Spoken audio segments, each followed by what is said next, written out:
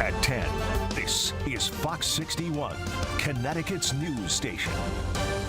Good evening and thanks for joining us here on the Fox 61 News at 10. I'm Brent Hartford.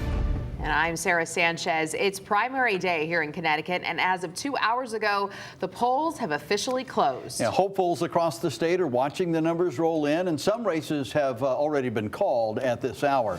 Connecticut's news station has team coverage of the primary elections tonight with boots on the ground at some of the bigger races. And we'll have the latest out of Hartford, New Haven, and Bridgeport in just a moment. Yeah, but first we have to talk about the forecast. We're in a weather watch alert tonight, and we're tracking the serious possibility for some flooding tomorrow. Yeah, after today's break from the rain, storms are expected to make their way back across the state again tomorrow, and the ground is already pretty saturated. Yeah, let's send things over to Chief Meteorologist Rachel Frank. So, Rachel, when can we expect the rain tomorrow? It'll start right out of the gate early tomorrow morning as you're waking up and stepping out the door, and it will continue off and on through the day. And we wanted to issue this weather watch alert because all eyes are really on Hurricane Lee, right? But we wanted to make sure that this didn't get past you. Scattered showers, thunderstorms, a few rounds of them, mainly through about 7 o'clock at night, but locally heavy rain. Some towns could pick up a quick inch or two, and there is a chance for 4 inches of rain somewhere in New England. It's kind of hard to figure out exactly where that will set up, but obviously that could cause some issues with flash flooding.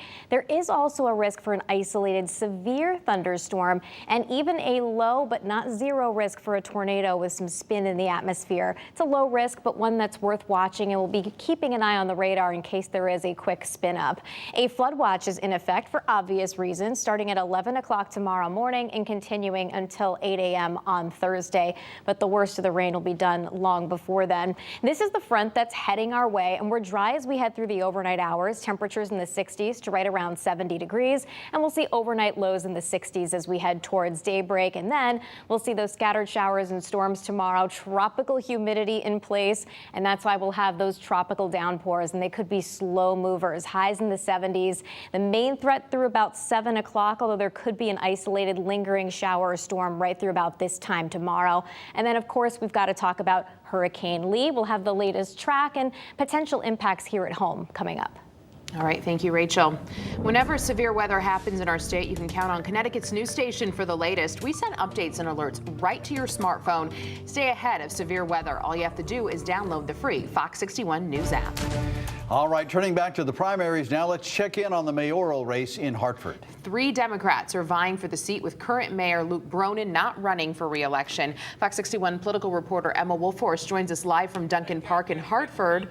Real quick, with the endorsed Democratic slate of candidates gathering for a watch party there. We're going to send things over. It looks like candidate Arunan Arulampalam is set to speak. Let's take a listen. Good evening, Hartford.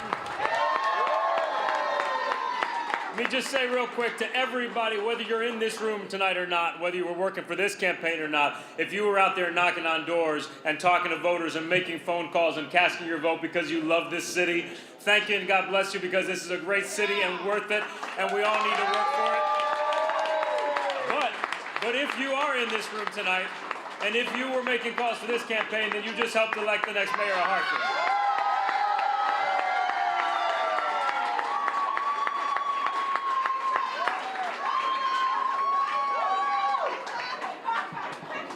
For the last 8 years, I've given this job everything I had, heart and soul. We've worked hard together. We've gotten a lot done. There's a lot we have not yet gotten done. And since I made that announcement that I wasn't going to run again, my biggest hope was that I would have the chance to hand over the reins of this great city to someone who would work with the same energy, the same compassion, the same passion, the same commitment to lifting up every part of this city and creating opportunity for everybody in this city, no matter what neighborhood, because we are one Hartford, and that person is Arunan Arulampalam, and tonight he is the Democratic nominee, and soon he will be the next mayor of the city of Hartford.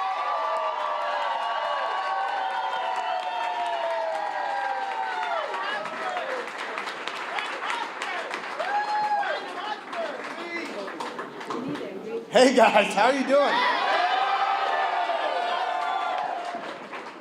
Well, let me start by saying thank you to Mayor Bronin for your support of this campaign, but more importantly, your dedication to the city for the past 8 years. Thank you, Luke.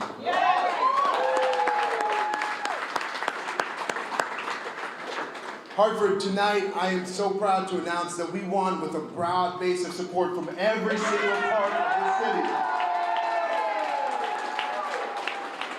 Our coalition is as diverse and vibrant as the city is itself, and my city hall will be just as diverse and vibrant. Now, I'm going to be reaching out to Senator Fonfara and Senator Coleman in the days and weeks ahead, and trying to work together to unite our party and unite the city to move forward as one. Both senators have such long and distinguished careers in public service, so I just wanted to acknowledge them both and say thank you to both of my competitors.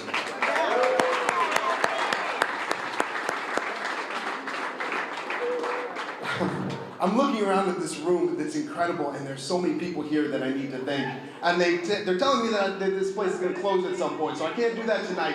But I'm going to be reaching out to you in the days and weeks ahead because I owe so much to so many of you. But I hope you'll give me a moment to just say thank you to my family and thank you to the people of Hartford.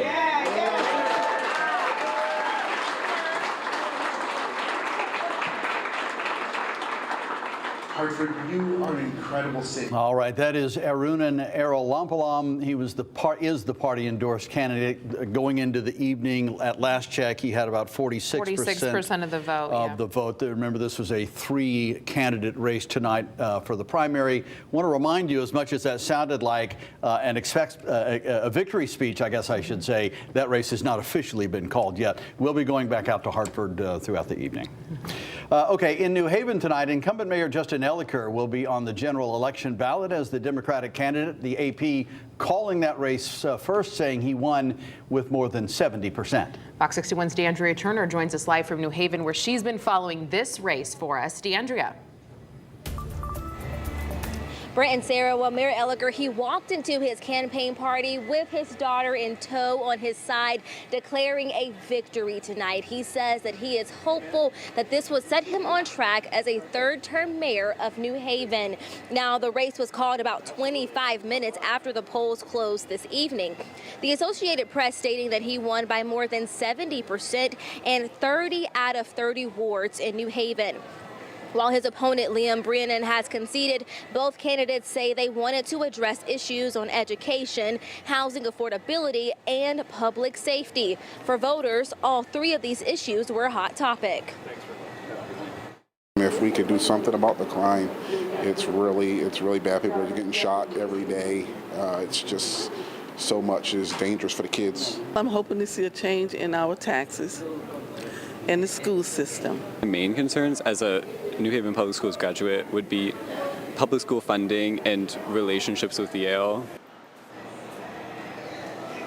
Now, in his watch party, Elicker did reiterate the issues that he hopes to continue to tackle in the city if he is reelected mayor. I'm going to continue doing the work that I am doing with my team to make sure that we're focusing on affordable housing, on public safety, on education, and we hope that residents continue to see just how hard we are working to improve the lives of so many people in the city.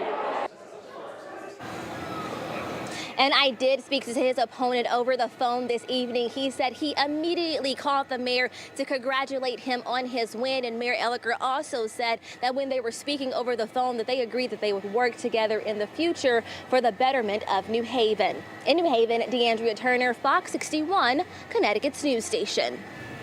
All right, DeAndrea, thank you. On to Connecticut's most populous city now, Bridgeport, where the votes are still being counted tonight. It's where we find a contentious race for mayor there. Here are the latest numbers out of the Park City. Incumbent Mayor Joe Ganim, you can see there, facing off against John Gomes in the Democratic race. Yeah, Fox 61's Matt Karen is in Bridgeport tonight, and he joins us now with the latest from incumbent Mayor Joe Ganim's watch party. Matt?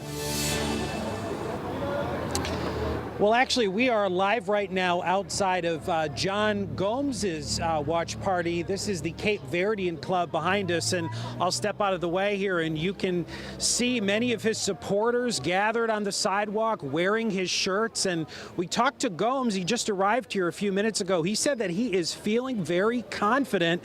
He is leading incumbent Mayor Joe Ganim right now by 57 to 43%. This was his former political political ally turned adversary. He supported Mayor Ganim and worked for him, in fact, 4 years ago. Earlier today, we stopped by the John Winthrop School. People were casting their ballots. It's not far from Sacred Heart University. We saw a lot of young people voting there for Bridgeport's future. I came out to vote because I believe it's important. I think it's important to have your voice heard, whatever your opinion may be. But also, especially when it comes down to primary, especially here in Bridgeport, it really does come down to those last votes. So let's talk about Mayor Joe Ganim. He is seeking a third, fourth-year term. He's a controversial political figure. Some people love him, others don't trust him because of his past, where he went to prison after being convicted of corruption during his first term.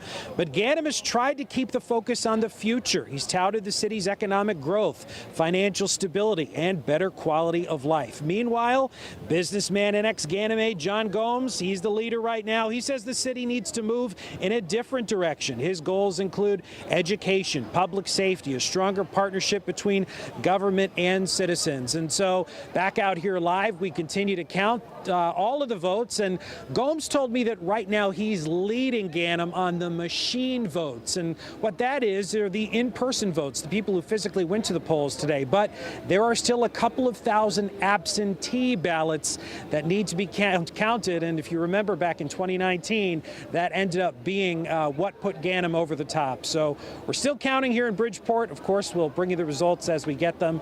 We're live here. Matt Caron, Fox 61, Connecticut's news station.